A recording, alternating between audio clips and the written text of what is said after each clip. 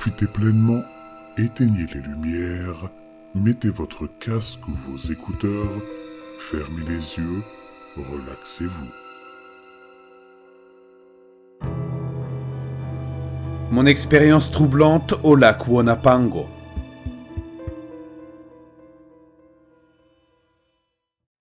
Tous ceux qui ont grandi près du lac Wonapango ont leur propre histoire sur le lac.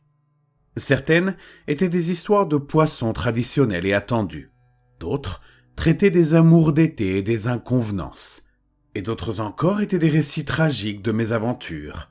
Et puis, il y avait les autres histoires. Celles qui parlaient de grandes pertes, du genre de celles qui ne s'arrêtent pas lorsque la personne qui en souffre est décédée. Le lac Wonapango renfermait de profonds et sombres secrets sur son lit sablonneux. Et parfois, ces secrets remontaient à la surface. Je me souviens bien de la nuit où j'ai moi-même été confronté à l'un de ces secrets. Toutes les années que j'ai passées à essayer d'oublier n'ont fait que le graver plus fermement dans mes pensées. Je n'ai jamais été du genre à pêcher, au sens propre. Alors que c'était le passe-temps le plus courant pour ceux qui vivaient autour du lac, ce n'était tout simplement pas mon truc. Je n'avais ni la patience ni l'appétit pour les longues heures passées à attraper les poissons locaux. Il me semblait que c'était du gâchis de les remonter et de les rejeter à l'eau sur le champ. Pourtant, comme la plupart des gens autour du lac, j'avais mon propre bateau. Ce n'était guère plus qu'une barque. Enfin, elle était équipée d'un minuscule moteur, mais je m'en servais rarement. Je ne l'utilisais pas pour pêcher ou nager, mais simplement pour profiter de l'eau. Je sortais toujours la nuit, et le grondement du moteur me semblait écrasant dans un environnement par ailleurs paisible. J'en profitais donc pour faire un peu d'exercice, en ramant vers quelques endroits calmes et tranquilles que je connaissais. La nuit en question était l'une de celles qui se situent entre le printemps et l'été.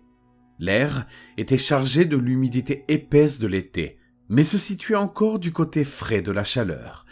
Il était lourd des espoirs et des aspirations de l'été. Les grillons, les grenouilles et les cigales avaient tous entamé leur cœur rauque, de sorte que je dirais qu'il n'y avait rien de calme là-dehors. Mais sur l'eau, c'était encore paisible. Il y a quelque chose dans le lac Wonapango qui donne l'impression d'être juste quand les animaux chantent faux. Il y avait 2 bouteilles vides au fond de mon bateau. Et j'étais adossé au bord, l'eau du lac me berçant doucement d'avant en arrière. Le ciel s'étendait comme une toile sans fin au-dessus de moi. Une obscurité d'encre percée d'une lumière de diamant.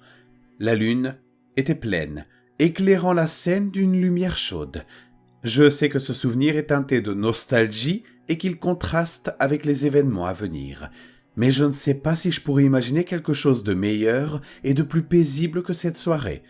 C'est peut-être pour cela qu'il fallait que cela se passe si mal. Peut-être qu'une telle beauté et une telle paix ne peuvent tout simplement pas exister longtemps dans notre monde. L'équilibre doit être rétabli. Dans ce moment de paix, il y a eu une éclaboussure. Quiconque a passé beaucoup de temps sur des eaux isolées peut vous dire qu'une éclaboussure ne signifie pas grand-chose. J'étais entouré de toutes sortes d'animaux sauvages qui auraient pu vouloir se glisser dans l'eau. Une branche d'arbre aurait pu tomber dans l'eau. Il aurait même pu s'agir d'un des nombreux poissons locaux remontant à la surface pour attraper un malheureux écumeur d'eau. Il n'y avait aucune raison pour que cela attire mon attention. Ce qui m'a dérangé, c'est en partie qu'il l'ait fait.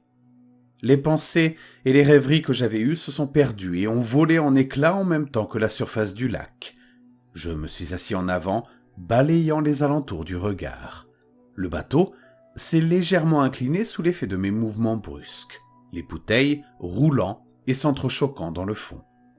Les ondulations commençaient près d'un vieux tronc d'arbre tombé qui s'avançait dans la rivière. Je me suis dit qu'il s'agissait probablement d'une tortue qui nageait vers la rive après une longue journée de soleil. J'ai essayé de m'adosser au bateau, de me replonger dans ma contemplation tranquille, mais mes oreilles étaient tendues à l'affût de tout autre son. Le silence. Un silence total, à l'exception du clapotis de l'eau contre mon bateau. Les insectes et les grenouilles s'étaient tus et leur absence m'a soudain gêné. J'ai pris les rames pour rentrer chez moi. ne me sentant plus à ma place sur ce lac qui avait toujours été le mien. Alors que mes pagaies s'enfonçaient dans l'eau, j'ai cru entendre un écho d'éclaboussures qui se cachait dans leur bruit. C'était de la paranoïa, me suis-je dit, ou un écho des berges. Mais mes oreilles ont continué à se fatiguer. J'ai fini par m'arrêter à mi-course, les avirons gisant mollement dans l'eau, et j'ai entendu une autre éclaboussure derrière moi. Je me suis retourné et j'ai vu quelque chose briser la surface de l'eau.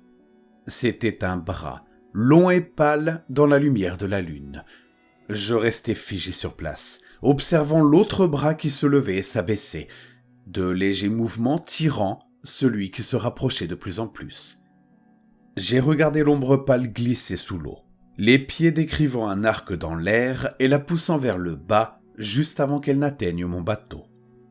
Les gens se baignaient dans le lac Wonapango, et j'ai donc supposé que j'avais dû surprendre un baigneur ou un nageur à poil avec ma voile du soir.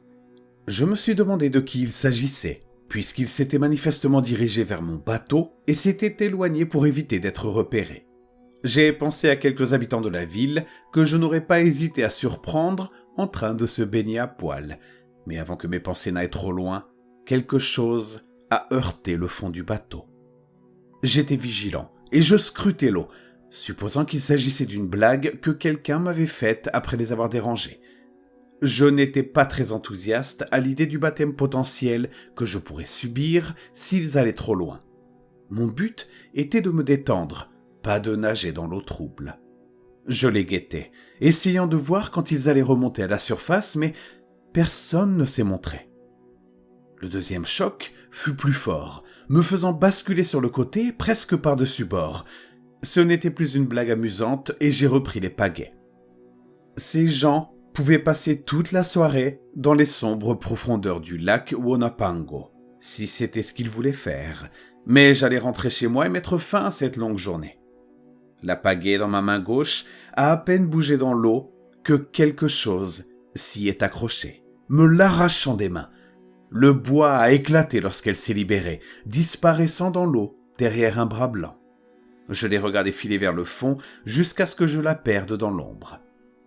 Je l'avoue, j'étais en pleine tempête sur mon bateau. Il ne me restait plus qu'une rame et il allait me falloir un certain temps pour rentrer à la maison. Cette plaisanterie n'était vraiment plus drôle. J'ai pris la pagaie qui me restait et je me suis préparé pour le long voyage de retour. Ce n'est qu'à ce moment-là qu'une main est apparue sur le côté du bateau. Les doigts étaient longs, pâles et verdâtres dans la lumière. J'ai supposé que c'était le reflet de la lune sur l'eau ou quelque chose comme ça. Mais maintenant, je n'en suis plus si sûr. Ce que j'ai remarqué de bizarre, c'est la toile entre les doigts et les ongles longs et effilés. Cette main était attachée à un bras long et fin. Soudain, un visage émergea de la surface de l'eau. Il était presque humain, mais il n'était pas tout à fait à sa place. Les yeux étaient trop ronds, pas assez ovales. Ils étaient aussi un peu trop grands et avaient un éclat inhabituel. Les lèvres étaient larges et plates et se recourbaient en un semblant de sourire. Dans l'ensemble, le visage était quelque peu aplati. Mais la chose a cligné ses grands yeux brillants vers moi et j'ai été happé. Sa main, un peu visqueuse, très froide, a glissé le long de la mienne, remontant le long de mon bras.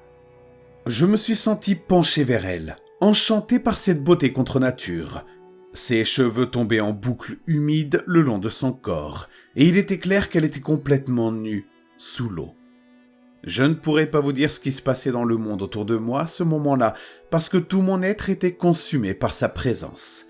C'était comme si je n'avais jamais fait l'expérience d'une connexion humaine jusqu'à ce moment-là. Ses lèvres ont esquissé un sourire séduisant, une invitation tacite à s'approcher. J'ai ressenti des picotements en sentant sa main sur mon bras. Je n'ai réalisé que plus tard que ces picotements n'étaient pas simplement de l'excitation, mais une puissante toxine qui a laissé mon bras engourdi pendant des heures. Cependant, sur le moment, c'était le bonheur. Chaque nerf dansait à son contact, s'animant au fur et à mesure que sa peau glissait sur la mienne. J'ai été dans l'eau avant de m'en rendre compte, attiré par ses yeux souriants. J'avais l'impression de plonger directement dans ses pupilles, de m'immerger dans leur sombre profondeur. mais l'eau boueuse du lac Wonapango remplissait ma bouche, son goût infect me rappelant que ce n'était pas un paradis. Mes bras s'agitaient dans tous les sens, celui qu'elle avait soigneusement caressé flottant dans l'eau, presque inutile. Je sentis ses mains courir sur ma poitrine, la même brûlure de plaisir et de paralysie suivant le bout de ses doigts. On aurait pu penser que j'aurais été capable de réaliser le danger que je courais avec cette créature mystérieuse, mais je n'ai ressenti aucune menace de sa part. Même lorsqu'elle me tirait doucement vers le fond du lac, je sentais qu'elle ne s'intéressait qu'à mon bien-être. Elle aurait pu me maintenir sous l'eau et me regarder me noyer tant que ses yeux se posaient sur les miens. Non, ce n'était pas la conscience de son danger, mais les admonestations de mes parents, oubliées depuis longtemps. Il ne faut jamais se baigner si l'on a bu. C'était la recette du désastre. Leurs avertissements étant clairs, je me suis dirigé vers le bateau. Je suppose qu'elle a senti mon intention de m'échapper, car les longs ongles de sa main ont commencé à s'enfoncer dans ma peau. Heureusement, elle avait déjà bien engourdi la majeure partie du haut de mon corps. J'ai réussi à m'effondrer dans le bateau, ma vision se brouillant sur les bords. Finalement, il ne restait plus que la lune et un bruit de tonnerre contre les parois de mon bateau. Je me suis réveillé le lendemain matin, la chaleur étant revenue en force. Ma poitrine était poisseuse de sang.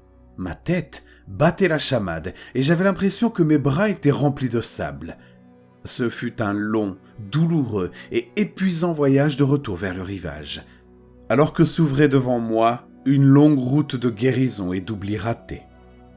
La plupart des gens ont accusé les bouteilles qui se trouvaient au fond de mon bateau d'être à l'origine de cet étrange rapport. J'ai dû tomber à l'eau et m'érafler sur les rochers. D'autres, je crois, on pensait qu'il s'agissait d'un suicide qui avait mal tourné. Mais je sais maintenant pourquoi le lac a fait plus que sa part de victimes. Je sais pourquoi des hommes et des femmes disparaissent là-bas, sans qu'aucun signe de problème n'apparaisse sur leur bateau qui flotte paisiblement. Je ne m'approche pas du lac la nuit. J'ai eu de la chance une fois, et je ne suis pas d'humeur à retenter le sort. Je ne pense pas pouvoir résister à ses yeux cette fois-ci, et je sais que je m'installerai sur le fond sablonneux du lac si elle m'invitait à nouveau.